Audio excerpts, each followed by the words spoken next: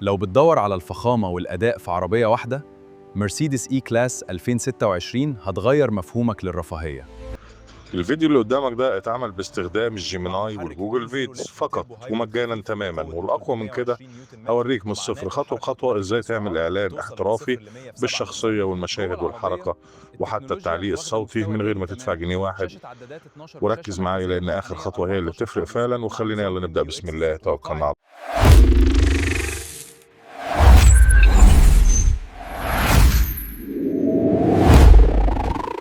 اهم شيء المطالبه الشخصيه بتاعتك انت اللي انت شايفها قدامك دي، هي اللي هتحدد قوه البرومبت او المطالبه اللي هتطلع من شات جي بي تي.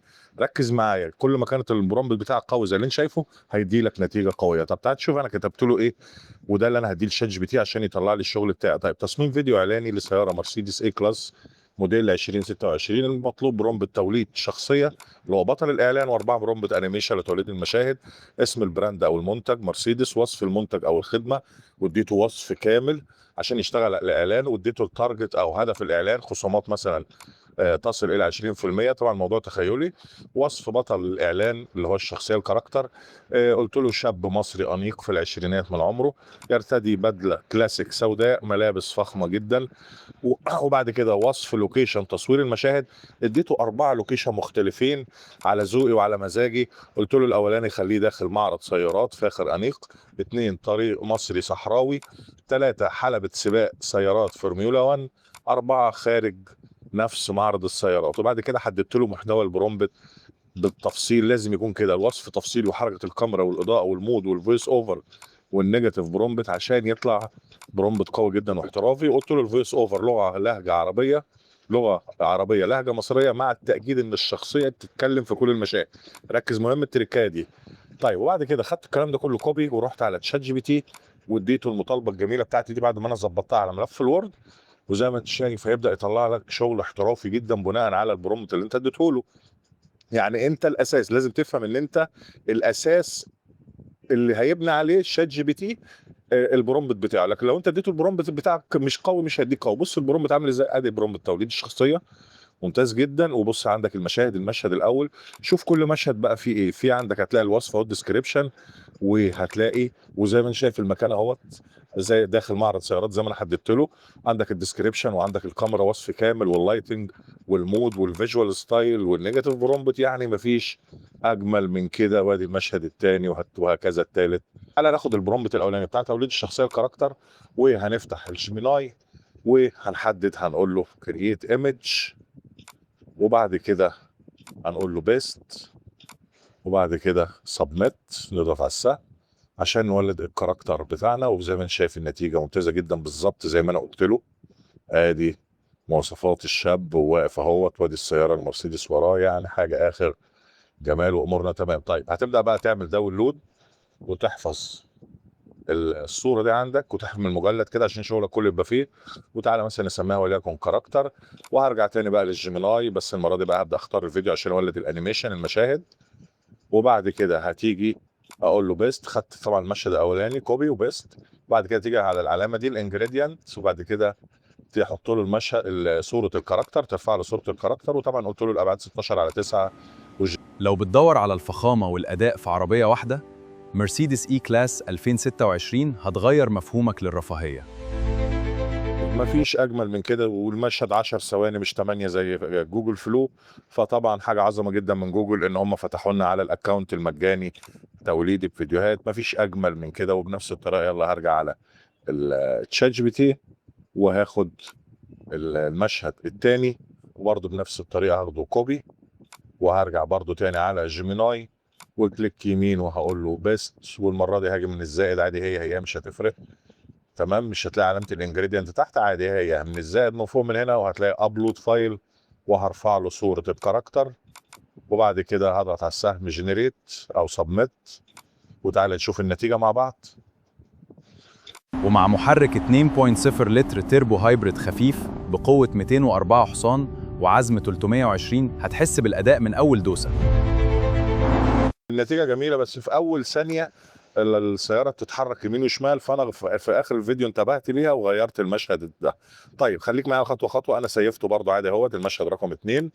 وبعد كده هرجع تاني على نفس الطريقه بقى تشات جي بي تي اهوت، وهترجع وتاخد المشهد الثالث. انا هسرع هنا شويه، وبنفس الطريقه اهوت وادي الكاركتر وسبميت، وتعالى نشوف المشهد. التكنولوجيا واخدة مستوى تاني تماماً. شاشة عدادات 12 وشاشة مركزية منحنية 14 صعبوصة مع نظام MBUX الذكي ومقاعد جلدية بذاكرة طيب لاحظ معايا الفويس اوفر جميل والكلام كله يعني حاجه اخر عظمه وجمال. داونلود وسيفه. يلا المشهد رقم 3، وبنفس الطريقه يلا ادي المشهد الرابع بسرعه كده، وكاركتر اهوت وسبميت. يلا وتعالى نشوف المشهد الرابع. ومع أنظمة أمان متطورة زي ESP و ABS ومساعد الفرامل، والأجمل خصومات بتوصل لحد 20% على مرسى. لو مستني الوقت المناسب يمكن يكون هو دلوقتي. ممتاز جدا، 4 مشاهد في 10 ثواني ب 40 ثانيه، وده مده محترمه جدا لفيديو اعلاني وحاجه يعني اخر عظمه. وهو سيفه بقى. يلا داونلود وتعملوا المشهد رقم 4. وتعالى بقى نروح يلا على موقعنا الجميل موقع جوجل فيدز، ونختار بلانك فيد اللي هو فاضي خالص. وزي ما شايف بيبقى تحت في السين. انا هتنها ابدا ادخل الملفات بتاعتي بالترتيب كده عن طريقه اسهل طريقه واسرع طريقه اللي هي دراج اند دروب. بشد الملف كده بعد ما بفتح الجوجل فيدز، وبروح اقف عليه من تحت في المتصفح وبرفعه كده، فهو على طول بيدخل في مشهد بالترتيب اهو. ادي الثاني وادي الثالث وادي الرابع بنفس الطريقه. في الاخر خالص هيبقى لك مشهد كده فاضي لونه ابيض، تقف عليه كليك يمين ديليت، او بالكيبورد تقول له ديليت عشان ده مشهد فاضي اصلا اللي كان موجود في الاول ما احناش عايزينه. طيب وبعد كده هيبقى عندك بعد ما عملت له ديليت اهوت، يبقى عندك ال4 مشاهد اهوت وامورك تمام التمام. ودي اول خطوه. خليك معايا، هنعمل تريكات حلوه في جوجل فيديو النهارده. درسنا جميل ومفيد للنهايه، وهعلمك ازاي تعالج الشعار وتضيف تكست اوفرلاي وباك جراوند ميوزك. طيب اول حاجه تعال نروح على الستوك، وهتلاقي عندك ميوزك، وهتلاقي مكتبه ضخمه جدا يا باشا. كل دي ميوزك اهي. تعال نسمع كده عينه. اقعد بقى اسمع على اي ميوزك. لو انت حابب تعمل ميوزك باك جراوند ميوزك او موسيقى تصويريه للاعلان بتاعك، واسمع اي موسيقى. مجرد ان انت تضغط عليها بتنزل تحت اهو في التراك. وبعد كده لو وقفت عليها كليك يمين واختار ساوند، وتبدا بقى تقلل الفوليوم بتاعك، تخليه مثلا 30%. ليه؟ عشان ما يغطيش على الفويس اوفر. دي تركه مهمه. طبعا مهمه جدا واحترافيه، لازم تاخد بالك منها. طيب انا بعد كده رجعت حذفت الميوزك، انا مش عايز ميوزك. طيب تعالى بقى نشوف الشعار بتاع الجيميناي ده هنعمل ايه. طيب انا هقول له انسرت، وهاجي هنا على ابلود، وهروح اجيب الشعار بتاعي. او لو انت بقى شغال عميل هتحط الشعار بتاع العميل نفسه. يعني لو انت مثلا الفيديو ده فيديو حقيقي اعلاني مثلا، انت عامله التوكيل معرض سيارات، اكيد يعني هيبقى عنده براند وعنده لوجو يعني. فبنفس الطريقه انت هتاخد اللوجو بتاعه يكون ترانسبيرنت بي ان جي، وابدا بكل بساطه تحطه مثلا فوق الشعار. ودي اسرع طريقه تقدر تعالج بيها مشكله زي كده. طيب لاحظ معايا ايه اللي حصل. الشعار مش ظاهر ليه؟ لان هو انا كنت واقف على اخر مشهد و فظهر في اخر مشهد بس. طب انا عايز اظهره في كل المشاهد، اعمل ايه؟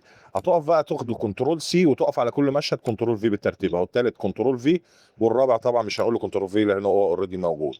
فلازم تاخد بالك من التركايه دي. كنترول سي وتقف على المشهد تقول له كنترول في، يعني كوبي بيست.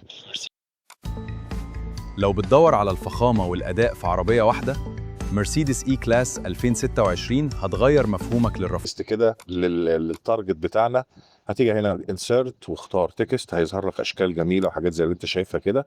تبدا اختار اي شكل يكون عاجبك جاهز، او لو عايز تكتب تكست عادي من غير حاجه، او انت اللي تعمل شغل مانوال وترسم شيبس وحاجات زي كده تقدر.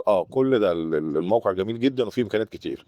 طيب انا هاخد حاجه جاهزه سريعا كده واعدل عليها، وليكن الشكل ده مثلا عاجبني هاخده، بس طبعا هعدل عليه بطريقتي. وخليك معايا وشوف انا هعدل وهعمل ايه.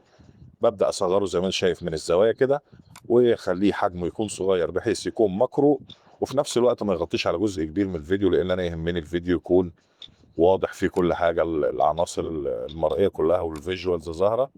طيب كده مثلا حجم انا شايف ان هو مناسب. ابدا بقى ايه؟ اكتب كده، اعمل اخليها مثلا نكتب فوق وليكن خصومات. ده التارجت بتاعنا.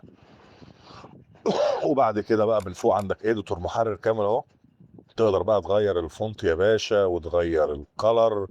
ولو عايز تعمله مثلا بولد تخلي الفونت كده عريض، وتلعب فيه زي ما انت عايز، تغير الكالر، كل اللي نفسك فيه هتلاقيه موجود. انا هنا اخترت فونت كايرو، عملته بولد وظبطت الفونت بتاعي وحاجه اخر جمال. طيب ومسحت الكلمه دي وكتبت بقى 20% اللي هي نسبه الخصم، ده التارجت بتاعنا بتاع الاعلان، وابتديت ان انا اظبطه. الجزئيه دي مش عايزها خالص فحذفتها عادي جدا.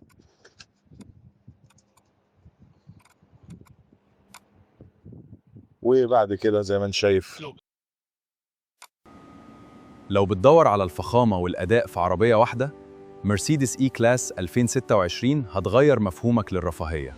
طيب يعني مفيش اجمل من كده. بس برضه لاحظ معايا ان هو ظهر في المشهد الاول بس. ليه؟ لان كنت واقف على المشهد الاول. طب هعمل ايه؟ كل اللي انا هعمله هحدد عليه كده واقول له كنترول سي، وهروح على المشاهد اللي هو مش ظاهر عليها، بقف عليها احدد عليها بالماوس، وبعد كده اضغط من الكيبورد كنترول في، فبينزل وفي نفس المكان بالظبط. ودي الميزه عشان يفضل ظاهر معاه. اهو بص هنا مش ظاهر، عملت كنترول في، اللي بعده مش ظاهر كنترول في، اللي بعده مش ظاهر ضغطت كنترول في فظهر معاه على طول. بس كده. لو جبت بقى المؤشر من الاول وشغل اهو. لو بتدور على الفخامة والأداء في عربية واحدة، مرسيدس إي كلاس 2026 هتغير مفهومك للرفاهية. ومع محرك 2.0 لتر تيربو هايبريد خفيف بقوة 204. وبعد كده بعد ما خلصت حسيت ان انا لو بدلت هيكون اكتر احترافي، وده اللي انا عملته فعلا. رفعت الشعار فوق وخدت التكست ده كله وبدات ان انا حركته وداريت بيه الشعار تحت، وكده طبعا بقى اكتر احترافيه واجمل مليون مره. وتعالى نشوف الشكل كده مع بعض النهائي. لو بتدور على الفخامة والأداء في عربية واحدة، مرسيدس إي كلاس 2026 هتغير مفهومك للرفاهية. طيب وزي ما انت شايف النتيجه جميله جدا. وابتديت ان انا ولدت المشهد الثاني عن طريق جيميناي، وبعد كده عملت له داونلود، وبعد كده رحت حذفت المشهد رقم 2 وحطيته مكانه. وتطلع بقى من فوق من على الشير هنا هتلاقي فيه داونلود ام بي 4، او من فايل داونلود برضه هتلاقي ام بي 4. هي هتقدر تسيف من هنا او هنا، مش هتفرق كتير. وبعد كده سيفت الفيديو ام بي 4. وتعالى نشوف مع بعض بقى النتيجه النهائيه خالص. لو بتدور على الفخامة والأداء في عربية واحدة، مرسيدس إي كلاس 2026 هتغير مفهومك للرفاهية. ومع محرك 2.0 لتر تيربو هايبريد خفيف بقوة 320 نيوتن متر، ومع ناقل حركة أوتوماتيك T سرعات بتوصل من 0 ل 100 في 7.5 ثانية. جوه العربية التكنولوجيا واخدة مستوى تاني تماماً. شاشة عدادات 12 وشاشة مركزية منحنية 14 صعبوصة مع نظام MBUX الذكي، ومقاعد جلدية بذاكرة ومع أنظمة أمان متطورة زي ESP و ABS ومساعد الفرامل. والأجمل، خصومات بتوصل لحد 20% على مرسى. لو مستني الوقت المناسب يمكن يكون هو دلوقتي. انا عملت قبل كده المطاعم، وعملت شركة سياحة، وعملت اعلان سيارات، وعملت حاجات كافكار كتير. فلو في اي حد نفسه يشوف فكرة الاعلان معين بنوع بيزنس معين اكتب لي في التعليقات، وان شاء الله انا هحاول بقدر الامكان اعمله لك. لو عجبك الفيديو ما تنساش تعمل لايك، وما تنساش تشترك في القناة وتفعل الجرس. كان معكم مهندس محمد فؤاد من قناة بيكسليتور. شكرا لكم والسلام عليكم ورحمة الله وبركاته.